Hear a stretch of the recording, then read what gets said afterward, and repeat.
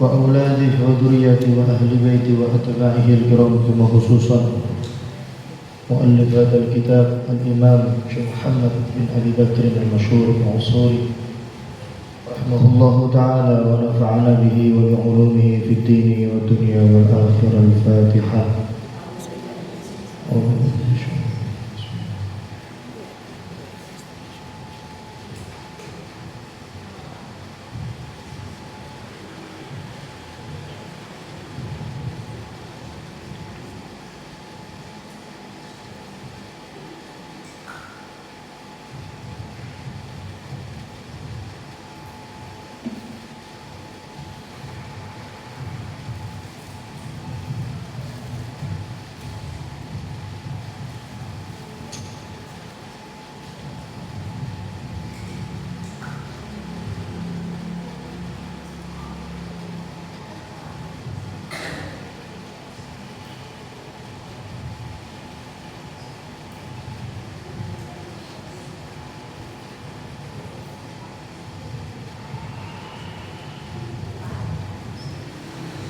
Man intasala yawmal jum'ati biniyatin salihatin lam yamurrul ma'u ala sya'ratin min jasadihi illa tala'at nuran fatasiru kulluha nuran yawmal qiyamati fil mawqifi wa yatala'la'u jasaduhu nuran bainal khalaiqi. ثم تأتي الجمعة في صورة رجل على رأسه تاج من تيجان الجنة.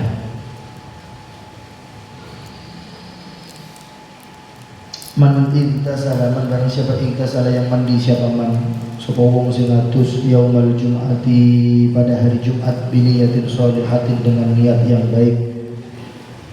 Barang siapa yang mandi di hari Jumat, mandi besar ya, mandi besar di hari Jumat, niatnya ya mandi seperti mandi junub, mandi bersuci.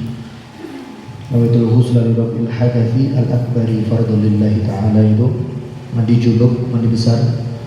Barang siapa yang mandi di hari Jumat biniyatin sholihatin dengan niat yang baik, dengan niat yang bagus, lam yamurru, maka tidak berjalan apa al-ma'u air ala sya'ratin dari atas kepala min jasadihi dari jasadnya atau tubuhnya illa kecuali tala'at bermunculan atau penuh nuron dengan cahaya. Fatasiru maka menjadi apa kulluha aliran air itu nuron sebagai cahaya yaumal qiyamati pada saat hari kiamat fil mauqifi pada tempat mauqif atau tempat mauqif itu tempat pemberhentian seluruh makhluk. Wa yatala'u dan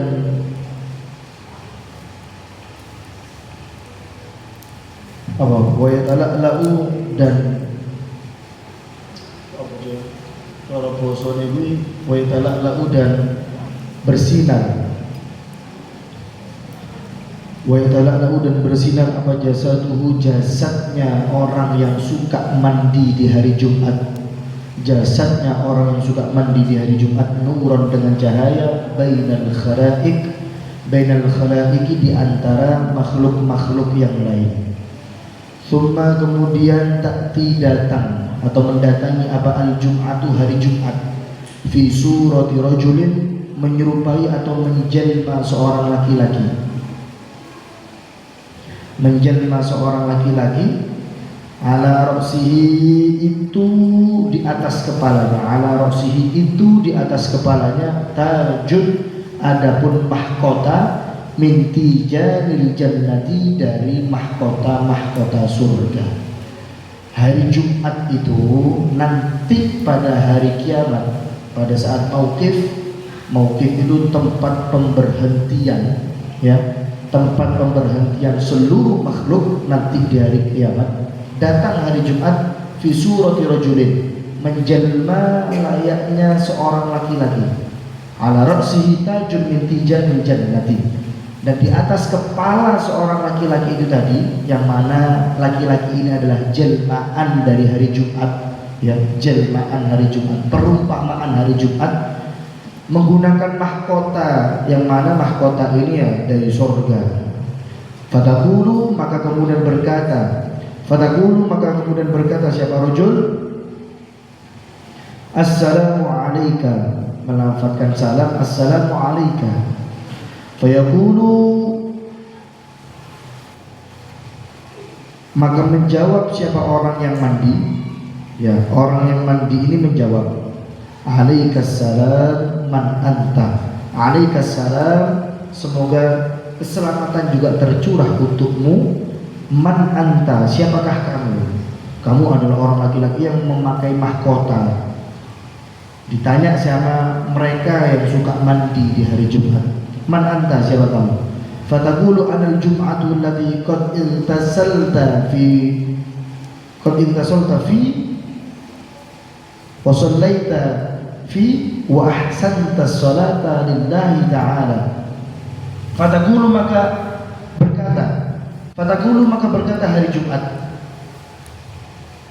Fataqulu, maka berkata hari Jumat, anal jum'atu, aku adalah hari Jumat, allati yang qad intazalta, telah mandi siapa kamu, fi, di dalam aku, maksudnya hari Jumat, wa shallaita, dan telah melaksanakan sholat siapa kamu, fi, di dalam diriku, wa ahsanta, dan memperindah sholat, wa ahsanta, dan memperindah siapa kamu, as-sholata, terhadap sholat, lillahi, karena Allah Ta'ala yang maha luhur, siapa Allah. Jitu, datang siapa aku, jitu, datang siapa aku, hatta, sehingga, ashhadu, memberi saksi siapa aku, laka, bagimu, inda rabbi, di sisi Tuhanku, laka, bagimu, inda rabbi, di sisi Tuhanku, fatashhadu lahu inda rabbihi fayadkhulul jannah, atau fayadkhulul jannata. Fatashhadu, maka memberikan saksi apa hari Jumat, fatashhadu, maka memberikan saksi siapa hari Jumat, lahu, bagi orang yang mandi di hari Jumat, lahu, bagi orang yang mandi di hari Jumat, inda rabbihi, di sisi Tuhannya, inda rabbihi, di sisi Tuhannya, fayadkhulu, maka masuk siapa man, orang yang mandi di hari Jumat, al-jannata, ke dalam surga, al-jannata, ke dalam surga. Nah, ini bahasanya, maknanya fadhailil a'mal. Apa itu fadhailil a'mal? Keutamaan di dalam beramal saja. Tidak perlu terus kemudian kalian mikir, oh bagaimana bentuk mahkotanya, oh kok tidak masuk akal, oh kok tidak nyambung ke logika saya. Tidak perlu sejauh itu. Yang penting kalian yakin, kalian menjalankan ini sebagai bentuk amrun ta'abbud, perintah untuk beribadah. Sudah, titik. Seperti halnya contoh, wudhu itu syarat sahnya rata. Ya, syarat sahnya wudhu itu rata. Apakah wajib 3 kali, Gus? Tidak wajib 3 kali. Tapi kita terbiasa melakukan 3 kali sebagai bentuk amrun ta'abbud. Karena 3 kali ini adalah hal yang sering dilakukan oleh Rasulullah. Apapun yang dilakukan oleh Rasulullah, kemudian kita tiru, itu bisa bernilai ibadah. Ada makna di balik itu semua. Syarat sahnya wudhu tidak harus 3 kali. Syarat sahnya wudhu itu rata. Kalau memang 1 kali usapan itu rata, cukup sah wudhunya. Tapi kenapa kok sampai 3 kali? Perintah ibadah mengikuti yang memiliki agama. Siapa yang punya agama? Kanjeng Nabi Rasulullah. Seperti halnya contoh lagi, mengusap apa itu jenis wadah ketika kalian kena anjing, kena air liur anjing. Itu kalau di dalam kitab Fathul Qorib Madzhab Imam Syafi'i, ihdahunna biturab, salah satu basuhannya itu harus menggunakan debu, entah itu di awal, entah itu di tengah, entah itu di akhir. Saya tidak setuju, ya tekankan, saya tidak setuju dan tidak sependapat kalau ada yang mengatakan, oh debu ini bisa digantikan dengan sunlight. debu ini bisa diganti dengan sabun, debu ini bisa diganti dengan deterjen. Kamu siapa? Ilmunya pas-pasan, ya toh? Mufti juga bukan, imam juga bukan, kemudian memberikan dalil seenaknya sendiri. Tidak ada seperti itu. Kenapa kok kita harus ikut runtutan seperti itu? Ya karena memang begitulah yang dicontohkan oleh para alim ulama. Sejauh ini Syekh Yusuf Al-Qaradawi, Allah yarham, beliau seorang ulama fikih kontemporer. Beliau tidak pernah kemudian mengeluarkan statement, oh debu ini bisa digantikan dengan sabun. Beliau juga ada researchnya, kemudian ada jurnal ilmiahnya yang mengatakan debu ini bisa menghilangkan kuman dan kondisi atau posisi debu tidak bisa digantikan oleh sabun manapun. Nah makanya kalau kena air liur anjing, kalau dalam mazhab Imam Syafi'i, mazhab Imam Syafi'i itu membasuh 7 kali, salah satu basuhannya menggunakan debu. Salah satu itu berarti di mana? Di awal boleh, tengah-tengah boleh, di akhir juga boleh. Tidak harus di awal, tidak harus. Lah, madhab-madhab yang lain selain Imam Syafi'i itu tidak ada yang mengatakan bahwasanya anjing ini najis. Ini perlu dibahas. Siapapun, Imam Ahmad bin Hanbal, Imam Malik, Imam Hanafi, tidak ada yang kemudian sepakat bahwasanya anjing ini najis. Di dalam Al-Quran pun juga tidak disebutkan bahwasanya anjing itu najis. Lah kemudian kenapa ketika kita atau ada wadah atau tangan kita kena apa ini? Dilat karo anjing, dilat karo kiri kuimang. Kok terus dikongkon ngelak, kok terus dikongkon nyirang sampai 7 kali basuhan. Sebagai apa? Sebagai bentuk amrun ta'abbud, perintah beribadah. Melaksanakan 7 kali basuhan itu adalah bentuk ibadah kita, ikut apa yang disampaikan oleh para alim ulama. Titik. Tidak perlu terus kemudian dibahas, oh kenapa kok? Tidak perlu. Kita ini siapa? Ya, kita ini siapa? Mufti bukan, imam bukan, wali bukan, ya, katakanlah kiai juga bukan, ya toh? Terus awak dewe pakaian protes, ini tidak perlu sih. Jadi kalau ada, oh ini sudah begini tuntutannya seperti itu bentuk ibadah, bentuk peribadatan kita kepada Allah. Nah, hal ini, bab ini itu kan membahas mengenai faedah mandi di hari Jumat. Siapapun baik yang laki-laki ataupun yang perempuan tetap mendapatkan kebaikan mandi di hari Jumat jam 12 malam mandi. Jam 12 malam lewat di atas jam 12 malam itu sudah disunahkan mandi. Ya niatnya sama.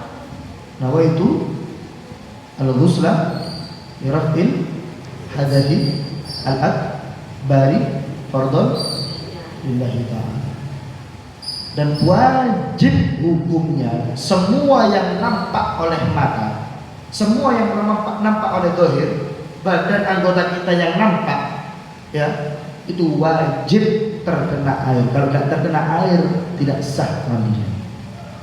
Misal kalian angkat kelek begini, ini semua wajib kena air. Hidung ini wajib kena air, ya, tapi orang usah sampai berkumpul. Kuping ini wajib kena air, karena kalau dilihat mata nampak. Cara kancamu mbok ngomong delok, kupingku delok sampai endi, sampai jero ini wajib kena air. Rambut juga jangan terus dianggap remeh. Mandi junub itu tidak remeh. Ya, mandi junub itu tidak remeh. Lah, orang-orang yang kemudian melaksanakan mandi di hari Jumat itu ya disamakan dengan orang yang mandi junub. Paham? Nah, itu termasuk ke dalam fadhailul a'mal, fadilah atau keutamaan di dalam beramal. Wa man iktasala yaumal jum'ah. Wa man dan barang siapa iktasala yang mandi siapa man.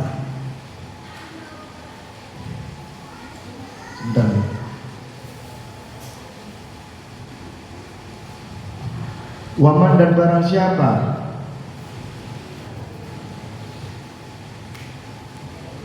iltasala yang mandi siapa man yaumal jum'ati pada hari Jumat, walulusu dan memakai siapa man thiyabahu terhadap pakaiannya,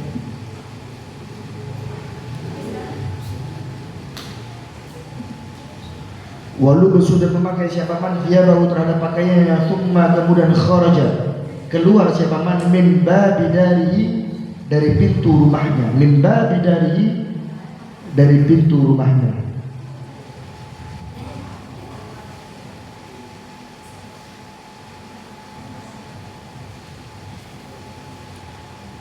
min babi dari pintu rumahnya, yamshi ilal jum'ati, yamshi yang berjalan siapa man ilal jum'ati untuk melaksanakan sholat Jumat, ilal jum'ati untuk melaksanakan sholat Jumat, kataba maka menulis siapa Allah kataba maka menulis siapa Allah ta'ala yang maha luhur siapa Allah, lahu bagi man orang yang keluar dari rumahnya setelah mandi kemudian pakai baju yang bagus ya, sunnahnya yang dimaksud dengan sunnah ini perhatikan teman-teman, sunnah itu mengikuti apa yang biasa dilakukan oleh orang sekitar. Sunnah itu ya, ada ulama yang berpendapat lebih afdol berpakaian seperti halnya lingkungan kalian berpakaian. Kenapa kok Kanjeng Nabi pakainya jubah? Karena lingkungan Arab itu kebiasaannya juga pakai jubah. Lah yang menjadi nilai sunnahnya itu kalian mengikuti kebiasaan lingkungan kalian. Paham nggak? Di Mesir, orang-orang yang sholat di masjid Mesir, di Masjid Al-Husaini, di Masjid Az-Zahra, di masjid-masjid besar yang ada di Mesir, Al-Azhar terutama, orang yang sholat dia pakai celana training, pakai kaos. Kalian kalau nanti umroh, dikasih kesempatan umroh, coba lihat di Madinah, orang Mesir itu kalau sholat dia celana. Yo celonoan, yo nganggo kaos. Karena memang yang diafdolkan itu mengikuti kebiasaan lingkungannya. Ngerti kebiasaan lingkungan?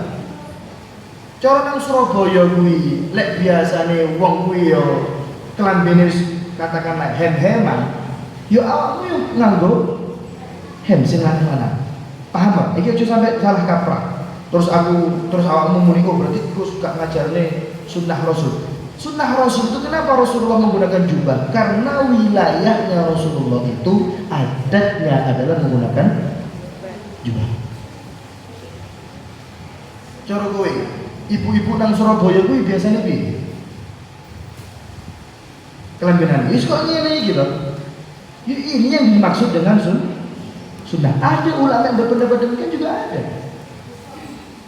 Kalau di Mesir yang bapak-bapak, yang laki-laki ya pakai celana rata-rata. Padahal ya ustaz, katakanlah alim, ya pakai celana, ya pakai kaos, mentok-mentok pakai jaket. Tapi ya celanaan training, ngerti training dong? Ya celanaan terus. Dan itu tidak ada salahnya karena pakaian terbaik itu adalah pakaian yang biasa dipakai oleh lingkungan kalian. Nah, ini para wali songo, ya toh, wali-wali songo kelambenan orang nyentrik-nyentrik, terutama Sunan Kalijaga. Manut apa sing biasa dilakoni karo lingkungan. Jadi pakaian terbaik kalian itu adalah pakaian yang biasa digunakan oleh lingkungan kalian. Misal katakanlah nang Sumrowo modelane kok Mahfud aku sarungan, yo enak, yo nganggo songkok nasional. Yo wis kok ngono kan. Ora terus apa? Jubahan putih-putih ya toh, putih-putih sorban kudi ngono. Terus sembarangan putih. Akhirnya ketok beda dhewe. Paham? Bukan berarti saya mengaburkan nilai, enggak.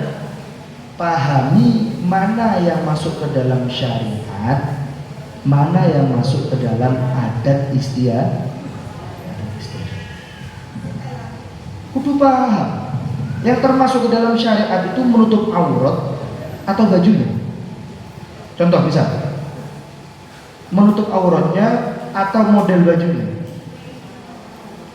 Menutup.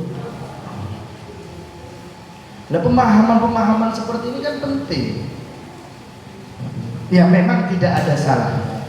Bagus, ittiba. Karena cinta kepada Rasulullah, karena cinta kepada para yai, para habaib, akhirnya menggunakan jubah yang putih juga, sorban putih, songkok putih, serba putih. Tapi ketahuilah, pahamilah, baju yang terbaik adalah baju yang biasa digunakan oleh masyarakat sekitar. Itu baju yang terbaik. Ojo terus bupadakno terus berarti lek pengajian gak usah putih-putih, ndak, itu beda pembahasannya, topiknya beda. Nah barang siapa yang mandi, wong kuwi wis mandi, wong kono wis satus, terus nganggo klambine, menggunakan pakaian yang terbaik. Pakaian terbaik apa? Yang biasa dipakai oleh sekitarnya. Misal kamu nang Mesir, misal Pak Mahfud nang Mesir kuwi kebiasaannya gaya celana. Bagaimana berarti Pak Mahfud pakai bajunya? Ya pakai celana. Paham? Maksud aku nyandak sing tak paham, sing tak paham. Yo nganggo celana. Pak Mahfud kok nang Yaman kuwi biasanya dia gaya jubah. Yo nganggo jubah. Nang Indonesia nganggo sarung, yo nganggo paham ya? Jangan terus kemudian memahami Islam itu dilihat dari bajunya. Tidak, bukan, keliru, sangat-sangat. Terus arane terus aku menjauhkan dari para yai, para habaib, orang. Dan gue ini paham apa yang dimaksud dengan pakaian terbaik itu bagaimana. Ya baju kalian ini pakaian terbaik. Baju kalian ini aku nang masyarakat kelambenan kok ngene lho. Ya ini pakaian yang terbaik ya seperti ini. Bukan yang apa ya? Bukan yang kemudian menjadi beda saja. Kata Allah, maka menulis. Kata maka menulis siapa Allahu Allah.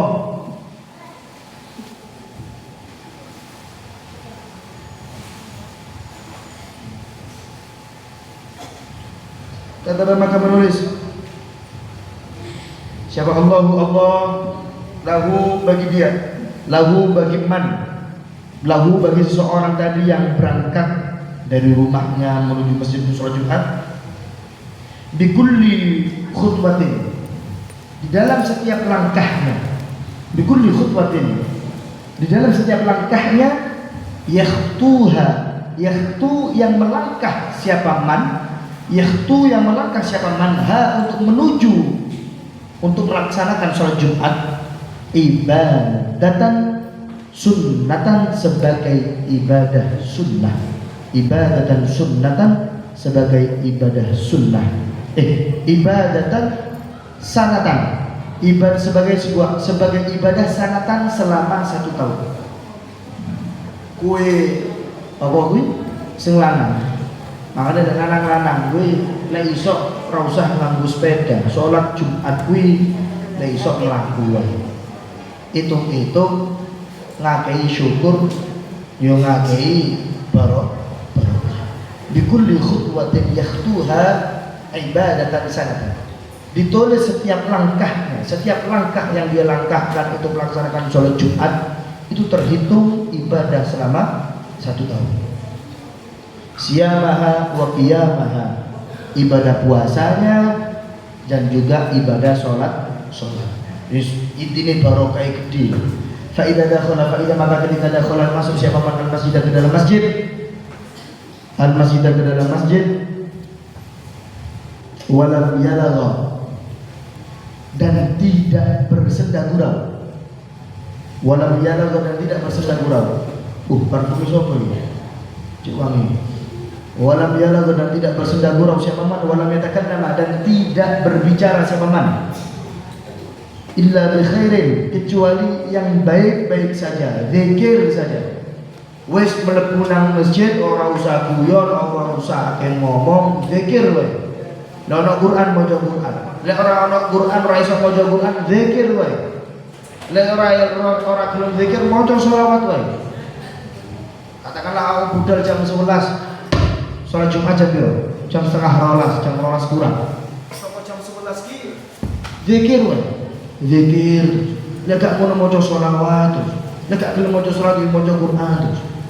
Walam yalagha walam yatakallama illa bi khairin, tidak bersenda gurau, ora kakean guyon, ya ora kakean ngomong, illa bi khairin, kecuali yang baik-baik saja. Khairin ini apa? Yang baik-baik, apa yang baik?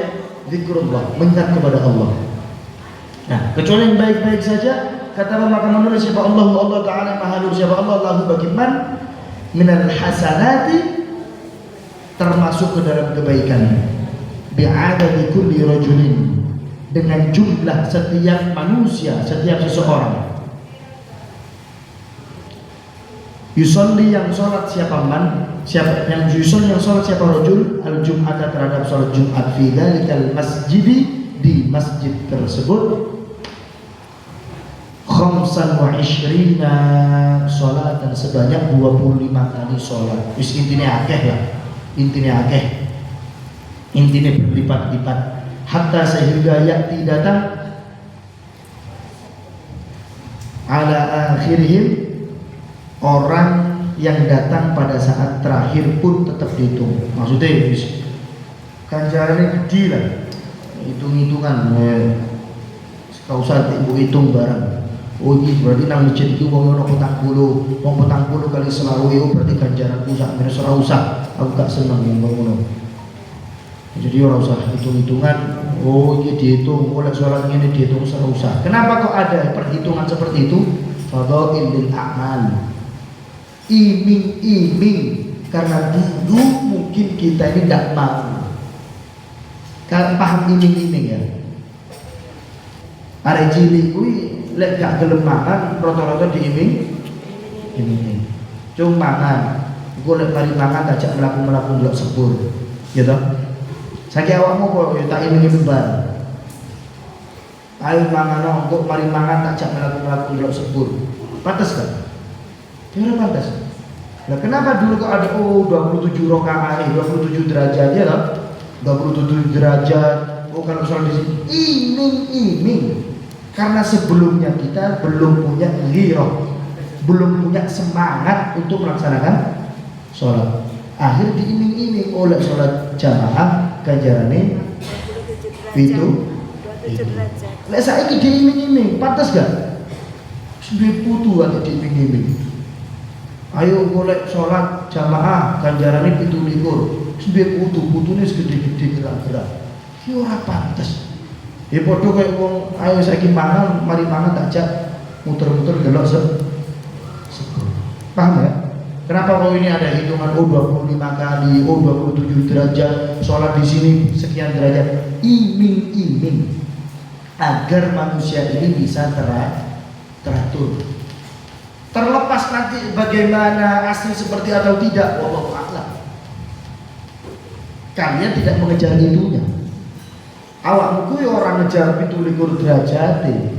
Awakmu kuwi orang ngejar 1000 derajat, ganjarane ora. Sing mbok kejar iki ridhone Gusti Allah. Tapi ben iso ngejar ridhone Gusti Allah, ya kudu diiming-iming dhisik. Apa kok diiming-iming? Mergo menungso kuwi rata-rata orang duwe semangat.